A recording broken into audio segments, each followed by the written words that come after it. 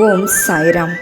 எனது அருமை பிள்ளையே, உன் வாழ்க்கையில் நடக்கும் மோசமான சூழல்களைக் கண்டு ஒரு கட்டத்திற்கு மேல் என்னால் சமாளிக்கவே முடியவில்லை சாயப்பா என்று நீ கதறி அழும் அளவிற்கு சூழலில் தள்ளப்பட்டு விட்டாயா? உன் பிரச்சனைகளை விட்டு விலகி ஒரு அடி எடுத்து வைக்க முடியாத அளவிற்கு உன் கழுத்தை நெரிக்கும் அளவிற்கு பிரச்சனைகள் உன்னை சூழ்ந்துள்ளதா? அப்படி என்றால் வீணாக புலம்பாதே, அழாதே, எதை நினைத்தும் ஏங்காதே, யாரையும் திட்டாதே, சபிக்காதே. உன் நிலைக்கு காரணம் நீதானே. எதையும் எடுத்தோம் முடித்தோம் என்று அவசரமாக முடிவுகளை எடுப்பது, பின் விளைவுகளை பற்றி யோசிக்காமல் நீ எடுத்த முடிவுகளால் தான் இத்தனை குழப்பமான சூழல்கள் உன் வாழ்வினில் ஏற்பட்டுள்ளது என்பதனை இன்று உணர்ந்தாயா?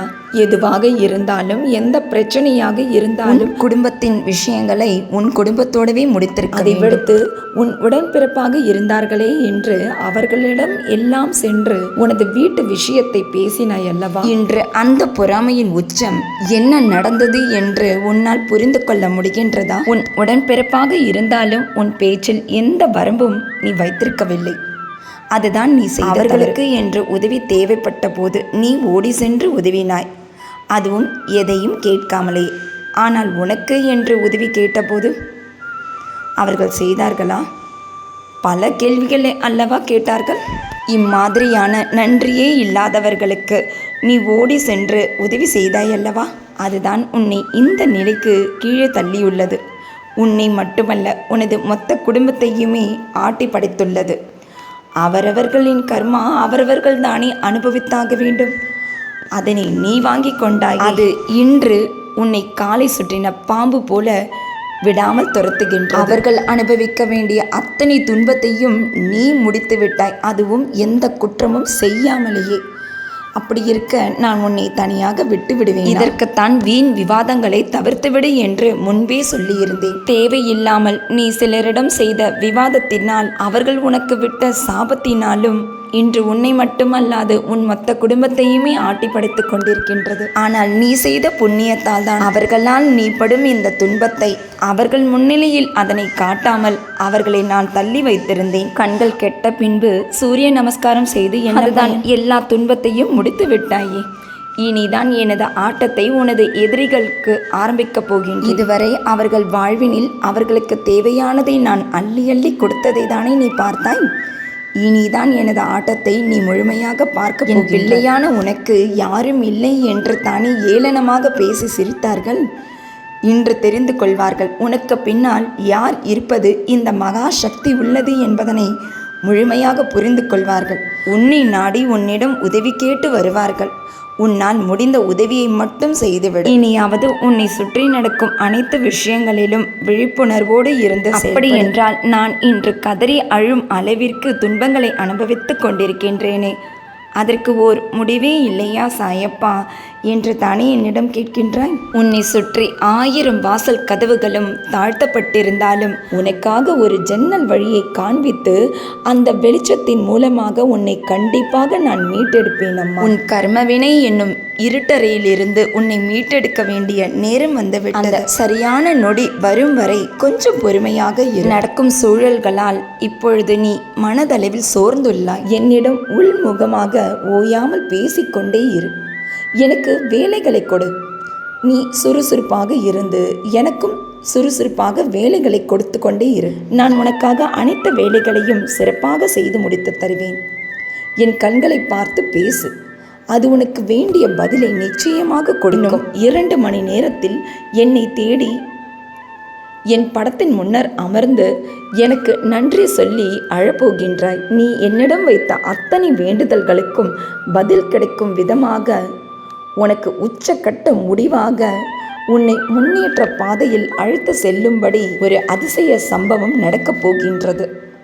இதுவரை உன் முன்னேற்றத்திற்காக நீ இழந்த அனைத்து வாய்ப்புகளையும் நினைத்து உன் விழிகளை கண்ணீரால் தேவையில்லாமல் நிரப்பவில்லை. உன் முன் உள்ள இன்னொரு வாய்ப்பையும் மறைத்துவிடும் என்பதை புரிந்து செயல்படு. புன்னகையுடன் அனைத்தையும் எதிர்கொள். நான் உன் பின்னால் என்ன, உன் அருகிலேயே தான் நின்று கொண்டிருக்கின்றேன்.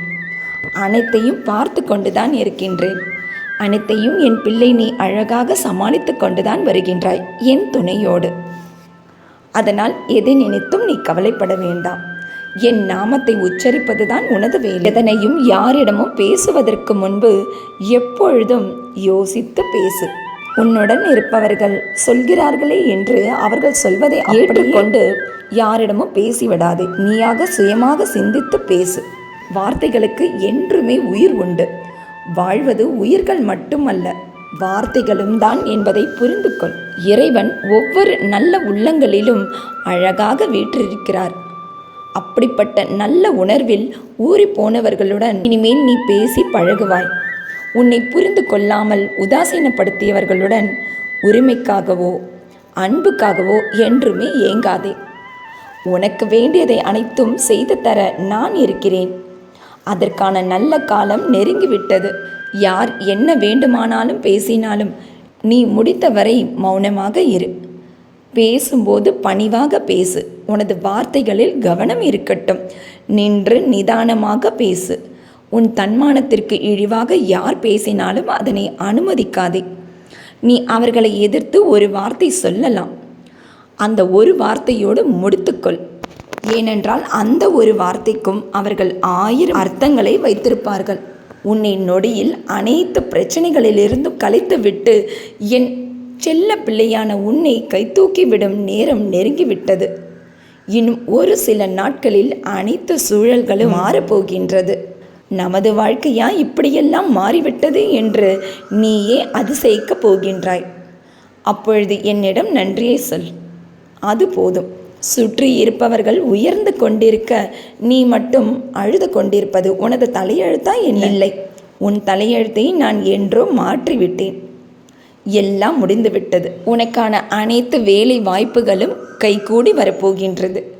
உன் மன வலிமையை சோதிக்கும் போராட்டத்தில் நீ வென்றுவிட்டாய். உனக்காக முன்னேற்ற வாய்ப்புகள் அனைத்தும் நீ தேடி போகாமலேயே இனி உன்னை தேடியே அனைத்து வாய்ப்புகளும் வரப்போகின்றது. பெற்றுக்கொண்டு சந்தோஷமாக முன்னேறி வா. உன் சாயப்பா உன்னோடு தான் இருக்கின்றேன். இனி உன் வாழ்வின் லட்சியத்தை நோக்கி ஓடிக்கொண்டே இரு. நின்று கொண்டு தேவையில்லாமல் மற்றவர்களிடம் பேசுவதை நிறுத்து. வீண் விவாதங்களை தவிர்த்துவிடு. உன் திறமைகள் அனைத்தையும் கடவுள் உனக்காக வகுத்த பாதையில் பயன்படுத்து. கடவுள் உனக்காக தந்த ஞானமானது எப்பொழுதும் உன்னை வெற்றியை நோக்கியே அழைத்துச் செல்லும்.